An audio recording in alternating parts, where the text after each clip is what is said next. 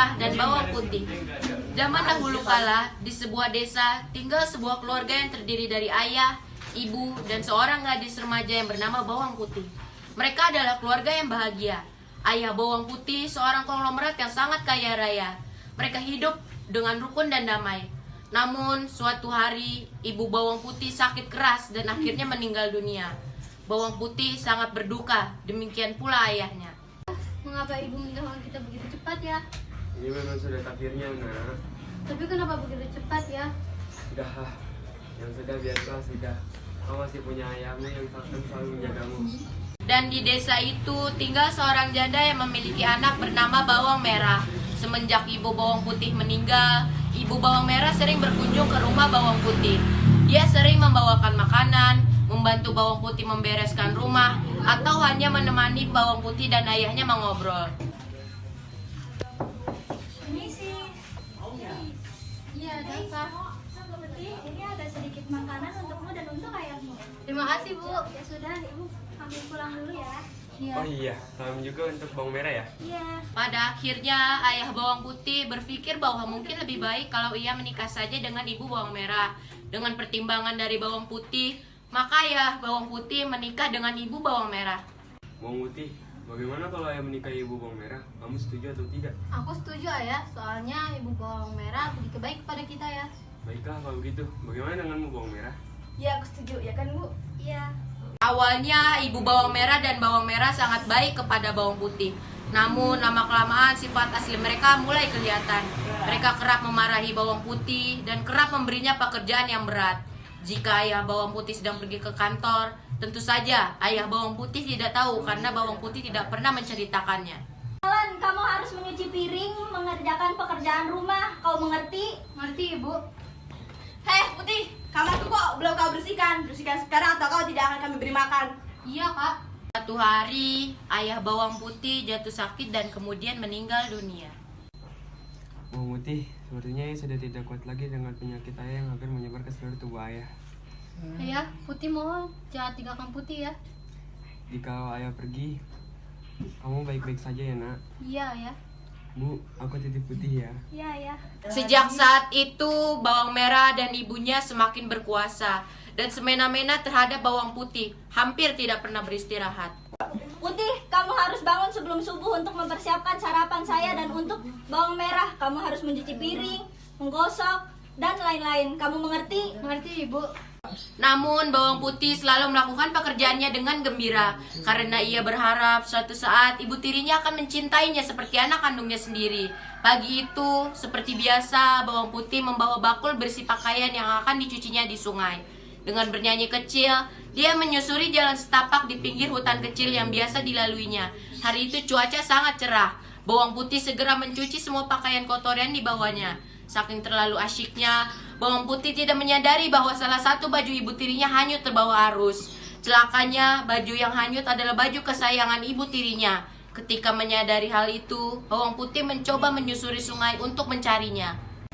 Aku harus bisa menemukan baju kesayangan Ibu. Namun, Bawang Putih tidak berhasil menemukannya. Dengan putus asa, dia kembali ke rumah dan menceritakan kepada ibunya. Bu, maafkan Putih, baju Ibu hanyut terbawa arus. Apa? Dasar anak ceroboh. Cepat pergi cari baju itu dan jangan kembali sebelum kau menemukannya. Mengerti? Ngerti, Ibu? Bawang Putih terpaksa menuruti keinginan ibu tirinya. Dia segera menyusuri sungai tempatnya mencuci tadi. Matahari mulai meninggi. Namun Bawang Putih belum juga menemukan baju ibunya. Dia memasang matanya dengan teliti, diperiksanya setiap juluran akar yang menjorok ke sungai. Siapa tahu baju ibunya tersangkut di sana. Setelah matahari sudah condong ke barat, Bawang Putih melihat seorang paman yang hendak pergi ke kebun. Paman, Paman.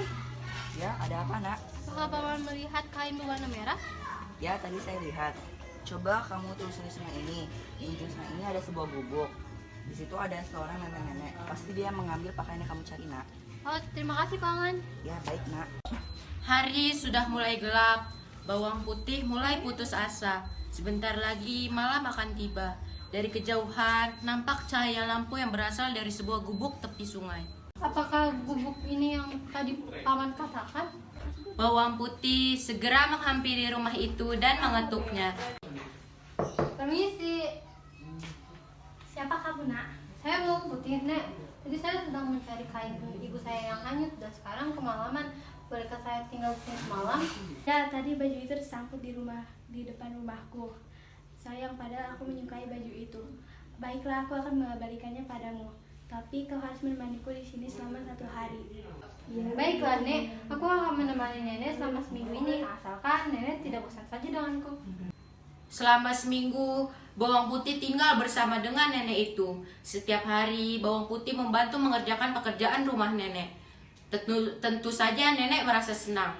Hingga akhirnya genap sudah seminggu. Nenek pun memanggil bawang putih.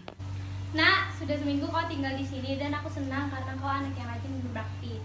Untuk itu, sesuai janjiku, kau boleh membawa baju pulang. Dan satu lagi, kau boleh memilih salah satu dari buku ini sebagai hadiah. Tidak usah, Nek. Ayolah bawang putih. Sudah, bawang putih memilih yang kecil saja. Mengapa begitu? Karena takut tidak kuat di jalan. Sesampainya di rumah, bawang putih menyerahkan baju merah milik ibu tirinya. Ibu, ini kain ibu. Gembel, apa tuh yang kau bawa? Ya, apa yang kau bawa? Ini labu, Kak. Jangan, Kak.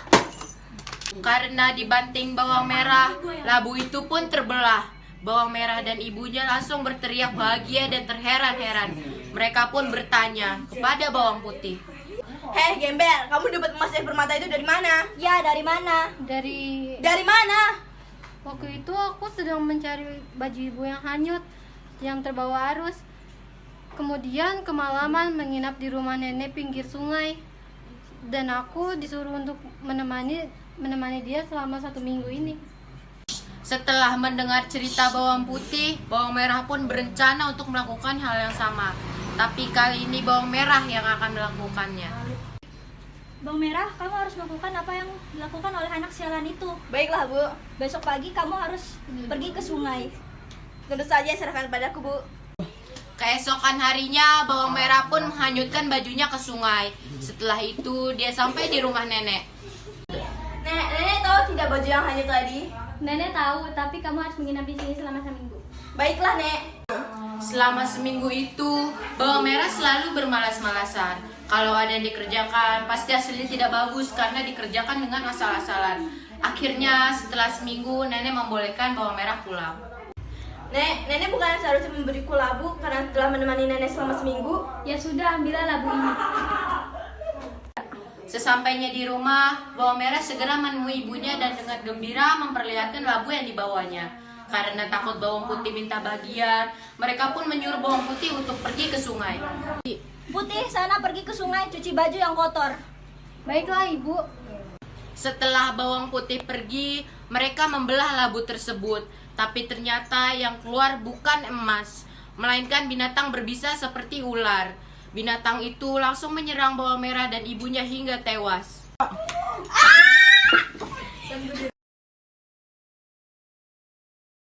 Bawang putih, bagaimana kalau ayah menikahi ibu bawang merah? Kamu setuju atau tidak? Aku setuju. Putih baik-baik saja ya. Jangan tinggalkan Putih ya. Gue lupa. Ibu, maafkan Putih, baju Ibu terhanyut terbawa. Lanjut, orang paman yang hendak pergi kemana? Paman. Ya, ada apa, Nak? Apakah Paman melihat baju berwarna merah? Ya, tadi saya lihat. Coba kamu telusuri sungai ini. Kain. Tadi bajumu apa ya? Apa ya? Gue lupa. Karena kau anak yang rajin dan berbakti. Untuk itu, Ibu, ini baju Ibu. Gembel, apa tuh yang kau bawa? Ya, apa yang kamu bawa? Ini labu, Kak. Sini labunya. Jangan. Karena dibanting bawang merah, labu itu pun terbelah. Bawang merah dan ibunya langsung berteriak bahagia dan terheran-heran. Mereka pun bertanya, Keesokan harinya, bawang